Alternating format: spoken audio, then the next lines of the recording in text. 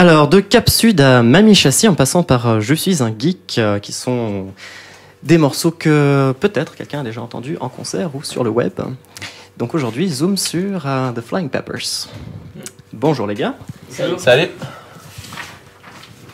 Alors pour commencer, je vais vous demander de vous présenter et surtout de me dire quel instrument vous jouez.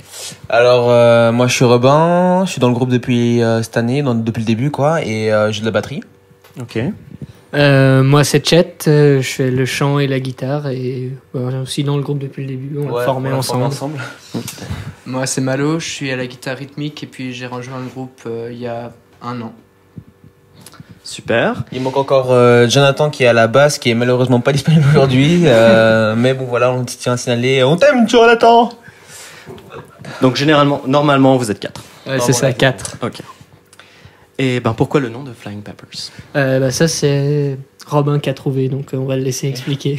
Alors pourquoi Flying Peppers? Tout d'abord on pense Flying Peppers, c'est surtout...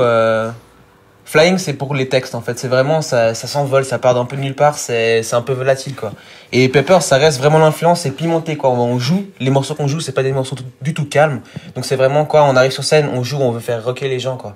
Et c'est pour ça que ce mélange entre les deux, les gens se disent Flying, wow super, ça va être doux. Peppers, non, c'est tout. Et c'est vraiment, on arrive sur scène, on a des looks un peu spéciaux.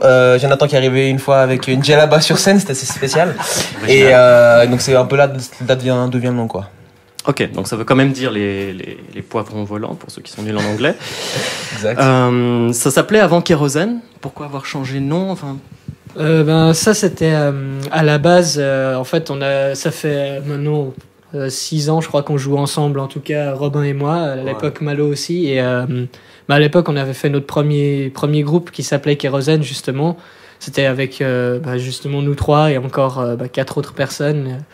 Et on faisait que des reprises. On n'avait aucune chanson originale. C'était le commencement. Et puis après, avec manque de temps, certains ont dû arrêter. D'ailleurs, on a même arrêté complètement de faire de la musique pendant 3-4 mois. Et, même peut-être un petit temps. Un petit moment. Et après, on a repris le groupe avec Flying Peppers. D'abord juste Robin, Joe et moi. Et puis plus tard, Malo nous a rejoints. À l'occasion d'un concert, c'était... c'était en fait... qui vous a remis ensemble. Ouais, c'est ça. On avait... on avait plus de groupe, mais on avait quand même toujours envie de jouer de la musique. On continuait chacun de notre côté. Et, un ami m'a dit un jour, mais viens, on a un concert, on a besoin d'une première partie. Tu viens avec ton groupe? J'ai dit ah ouais.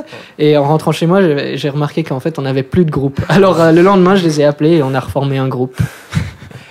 Ok, bon. Et comment vous vous êtes rencontrés, vous 3? Vous 4 même?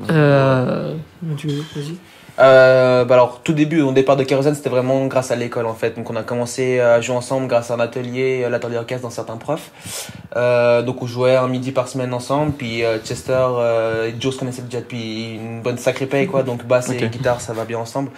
Et je me suis un peu greffé à ça. Donc on a commencé Kérosène avec ça. Puis Malo et Chester sont frères.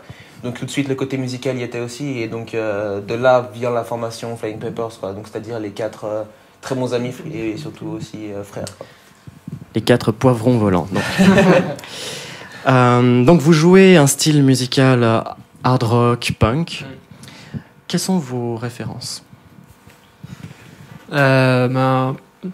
Du côté de la musique, bien sûr, il y a AC/DC, Led Zeppelin, Motorhead, ce genre de grands classiques du hard rock et compagnie, mais on essaye d'être varié le plus possible. Moi, j'écoute vraiment beaucoup de styles différents, donc je pense que ça m'influence beaucoup. Et puis après, au niveau des textes, la référence principale, ça reste le Beau Lac de Bâle, qui quand même nous a donné l'idée du style, entre guillemets, qu'on a décidé de pousser un peu plus au hard rock. Qui est un groupe genevois. Exactement. Très bien. Vous inspirez-vous du jeu de vos idoles? Est-ce que vous les imitez quelquefois ou est-ce que vous avez vraiment votre propre style? Personnellement, non. J'essaie d'être moi-même sur scène et de pouvoir donner un peu ce que je ressens quand je joue. Donc, j'essaie pas d'imiter quelqu'un d'autre, personnellement. Moi, je dois dire que je pense que oui, ça m'influence parce que à force de regarder des lives et ce genre de choses, je vois les trucs cool que les musiciens font quand ils sont plus connus. Alors, évidemment, on se dit, ah bah, je vais faire la même chose, mais comme a dit Malo, je pense que j'essaye aussi d'être moi-même un maximum. Non, je pense vraiment, c'est surtout ça vient du fait que c'est une performance, donc les gens ils veulent pas nous voir inactifs sur scène. Donc c'est vraiment, on essaie de se donner à fond sur scène. Vraiment, ça reste tout très différent de ce qu'on joue quand on est en local ou n'importe quoi. Mais au niveau du jeu de scène, c'est de l'improvisation, il n'y a pas pour moi, il y a pas de structure de base. Pas vraiment de structure, non. Ok. Le truc le plus rock'n'roll que vous ayez fait? Le truc le plus rock'n'roll, après ça dépend de ce qu'on considère comme rock'n'roll, mais on a eu 2-3 trucs pas mal. Une fois un soundcheck où la table de mixage était juste derrière la batterie, où on faisait les règles à genoux, il n'y avait pas de retour, il y avait à peine 2 enceintes comme on utiliserait en soirée pour jouer en open air. C'était assez rock'n'roll, on va dire. Votre meilleur souvenir ensemble, qui peut être la même expérience, remarquez? Mon meilleur souvenir, c'était quand j'ai su que je resterais dans le groupe. Parce que, enfin, c'est un souvenir personnel, mais quand j'ai remplacé Robin à la batterie, parce qu'il a dû partir en Allemagne pendant 6 mois. Et du coup, je l'ai remplacé à la batterie. Et puis après, quand ils m'ont dit que je restais en tant que guitariste rythmique, c'était un super bon souvenir pour moi, en tout cas. C'est vrai que ça ajoute un petit plus à la formation, parce que c'est vrai qu'un groupe avec une batterie, une guitare et puis chant et basse, c'est assez classique. Mais ce qui est sympa avec Malo d'autant plus, c'est que maintenant ils peuvent se permettre en tant que 2 guitaristes de faire des solos, power chords, etc. Donc c'était vraiment une bonne chose à faire, quoi. Pour moi, je pense vraiment le bon souvenir, c'était vraiment un concert qui m'a beaucoup marqué, c'était à la Seine, donc aussi à Genève. Et vraiment une petite salle, quoi, et vraiment super sympa, quoi. La salle était déjà pleine. Ça nous est rarement arrivé et les gens super contents de nous voir et puis surtout super public réactif, quoi. D'accord. Ouais, je partage l'avis de Robin. Ouais. Super. Donc, du coup, si vous pouviez choisir une scène, laquelle ce serait? Même ça peut être quelque chose de très extrême, comme Bercy, le Palais des Sports ou tout simplement un café-brasserie.